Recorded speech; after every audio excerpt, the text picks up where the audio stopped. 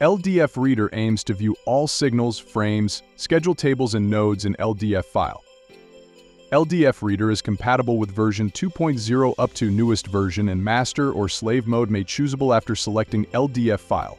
Right panel contains every frames and nodes with their PID. In master mode, all signals are located in the signals table with their attributes.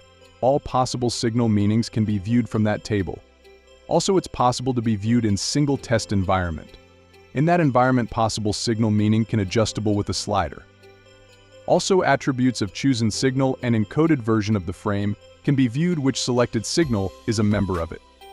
For the convenience, desired signals made choosable from the signals table in order to view them in the multi-signal environment. In multi-signal display, chosen signals from the signal table has viewed in the left panel.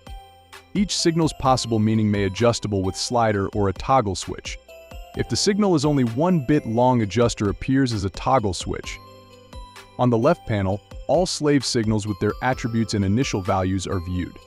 It is also possible to select desired signal and distinguish them with a toggle switch, which located at the bottom. In main menu, schedule tables may be viewed with their attributes.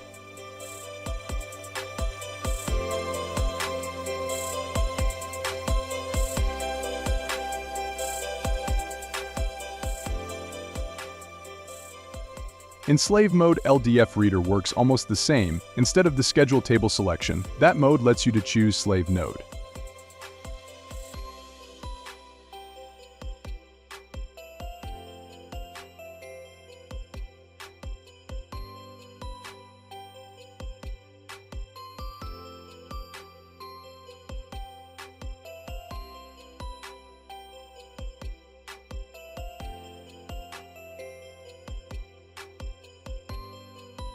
In slave mode, multi-signal display works almost the same. Right panel contains master signal with their attributes and initial values this time.